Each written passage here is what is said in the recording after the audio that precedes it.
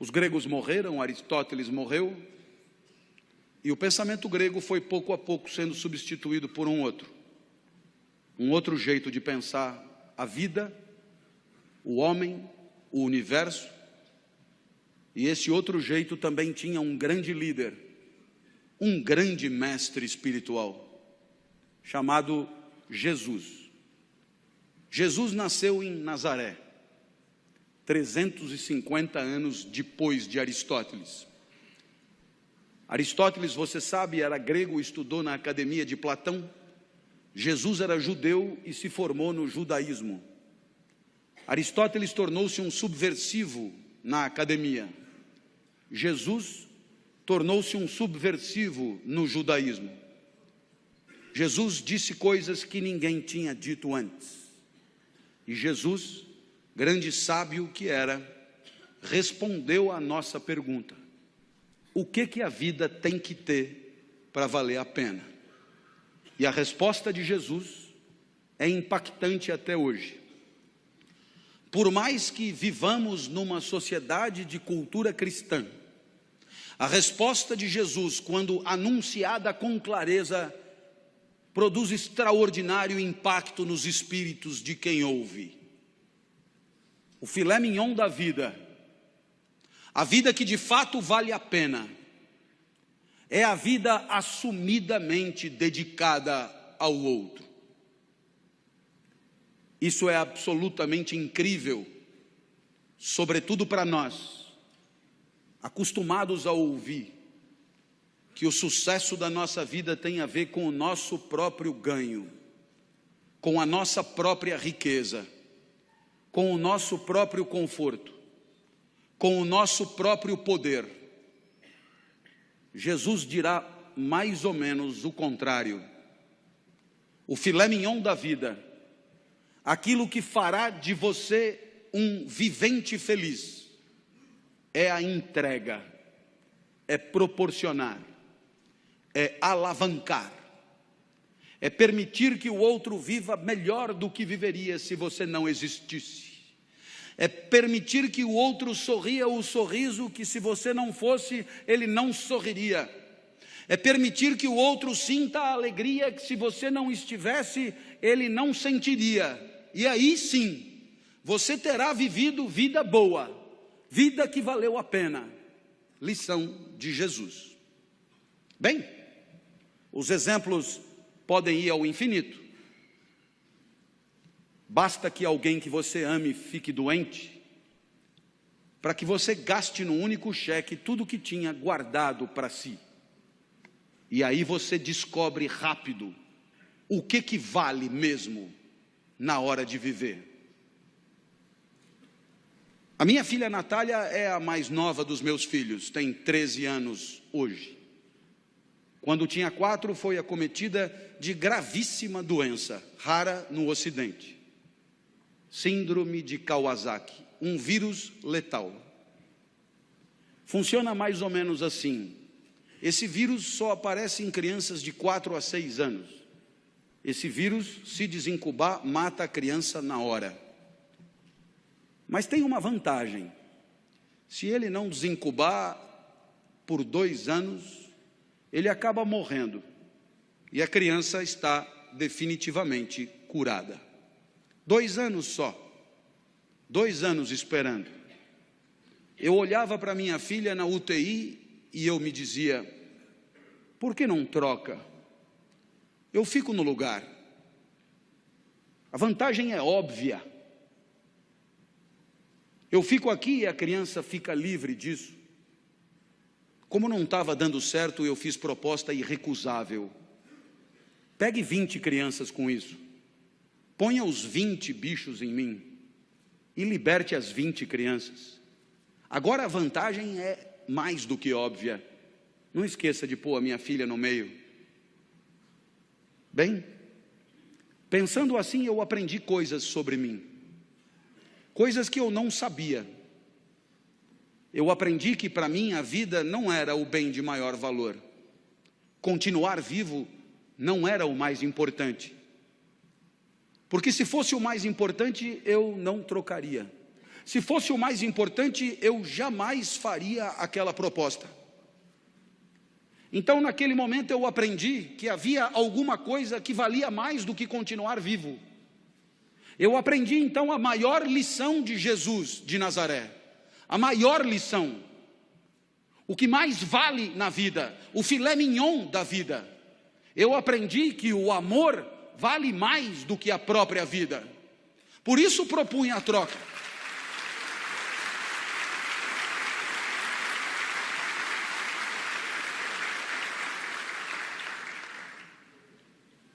Mas é claro que por onde você andar, você encontrará o mesmo fenômeno. Pessoas desesperadas lutando para diminuir o sofrimento de quem sofre. Na Boate Kiss em Santa Maria, nos desmoronamentos em Petrópolis e Teresópolis, nos incêndios em São Paulo, pessoas completamente despreparadas se atiravam no perigo em nome da proteção da vida alheia. Você encontra isso por onde você andar. Para desdramatizar, minha filha completou 13 anos em maio, e ela virou para mim e falou: papai, ela está completamente curada, portanto, e ela falou: papai, eu queria comemorar meu aniversário em casa, queria mostrar minha casa para os meus amigos, você deixa? A minha filha sempre pede tudo para mim, porque de mim ela sabe que ela tira tudo que ela quer, depois ela só comunica à mãe. Eu já falei com o papai e ele já deixou. Vieram 39, subiram no mesmo elevador, invadiram o apartamento no mesmo segundo. E quando eu vi aquele enxame de criança entrando em casa, me lembrei de uma poetisa búlgara que dizia mais ou menos assim: criança pequena é como água, ocupa todos os espaços. Eu me tranquei no quarto, mas a poetisa tem razão, todos os espaços. Papai, queremos brincar aí também. Minha filha, para onde você quer que eu vá? Você não gosta tanto da padaria? Vai para a padaria e espera lá, leva o celular que eu te aviso. E aí eu te pergunto, que espécie de idiota passaria 3 horas de sábado numa padaria, esperando que uma criança o autorize a voltar para sua própria casa? Esse idiota somos todos nós, não somos? Que um dia percebemos que o sorriso da criança amada vale qualquer padaria. Minha filha me autorizou a voltar, e quando eu cheguei em casa, porque ela é muito legal, ela virou para mim e disse: papai, muito obrigado por ter deixado, eu me diverti muito. Eu sou emotivo, rapidamente as lágrimas brotam, e ela continuou então inapelável. Eu queria te dizer mais uma coisa. Eu adoro ser sua filha.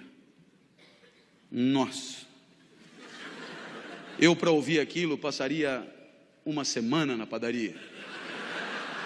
Eu acho que eu abriria uma padaria. Nesse momento você poderia imaginar que o exemplo de Jesus encontra abrigo em situações de afetos familiares. E você poderia imaginar que aqui é trabalho, evento profissional, competidores à flor da pele, com sangue no olho e faca nos dentes.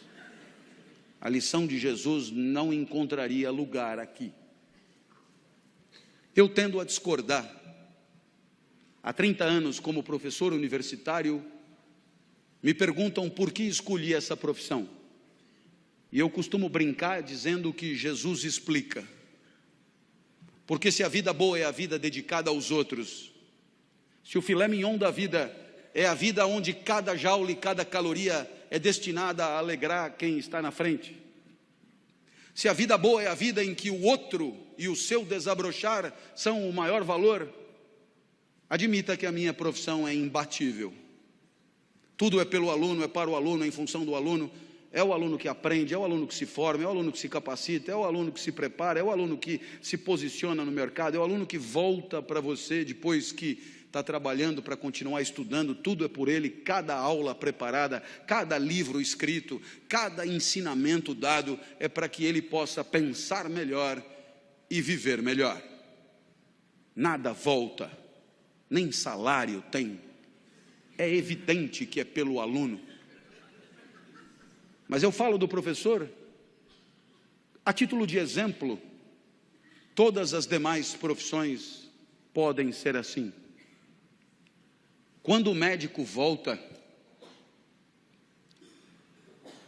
para casa à tarde e às 4 da manhã é acordado, ao se levantar, ele talvez ganhe mais do que o professor, mas não é por causa disso que ele levanta. Nem ele, nem o dentista, nem o advogado, nem o psicólogo, nem ninguém. E aí eu costumo dizer, disse até uma vez num evento de mídia que depois na internet atravessou o país, que trabalhar é quebrar o galho de alguém. Trabalhar é quebrar o galho de alguém com conhecimento de causa. Trabalhar é quebrar o galho de alguém com formação. Trabalhar é quebrar o galho de alguém com método, com expertise, com protocolo. Mas trabalhar é, antes de tudo, quebrar o galho de alguém. Feliz daquele que consegue enxergar na alegria do outro o resultado das suas ações, do seu investimento, da sua dedicação e do seu empenho. E é evidente que alguém como você, que trabalha com um valor maior de felicidade, que é a segurança, é evidente que alguém como você tem claro no seu espírito que se você se empenha por progredir, por ampliar seus negócios, por servir ao maior número de pessoas, muito antes do que pensar no próprio enriquecimento, muito antes de pensar no próprio acúmulo de recursos, muito antes de pensar na própria fatia de mercado, muito antes de pensar em si, você sabe o quão bem você faz às pessoas que bateram a sua porta. Você sabe o quanto as pessoas confiaram em você para bater a sua porta. Você sabe o quanto as pessoas que não dominam o setor como você domina, confiaram em você para entregar a você a segurança daqueles que ela mais ama, seu maior tesouro, seu bem mais precioso. E você enxerga isso, entende a responsabilidade que é a sua, e sabe que a tua maior responsabilidade não está na simples ampliação dos teus negócios, mas está na proteção daqueles que acreditaram em você, na proteção daqueles que em situação de não defesa, de situação de insegurança, vieram bater a porta e confiaram nos serviços que oferecem. Portanto, você entende que só isso dará a você a dimensão do sentido do trabalho, o sorriso do outro, muitos outros, mas muitos outros, famílias inteiras, enorme quantidade de gente que sorri um pouco mais, por se sentir um pouco mais seguro. Aí está o sentido do seu trabalho. O resto é tabela, números, gráficos, de frieza impiedosa, e que pouco ou nada justificariam o seu empenho extra, a sua dedicação extra, porque é exatamente olhando no olho daqueles que confiam em você, que você se sente importante, e não contribuindo com números frios e porcentagens que nelas mesmas nada querem dizer. Essa é a lição de Jesus de Nazaré.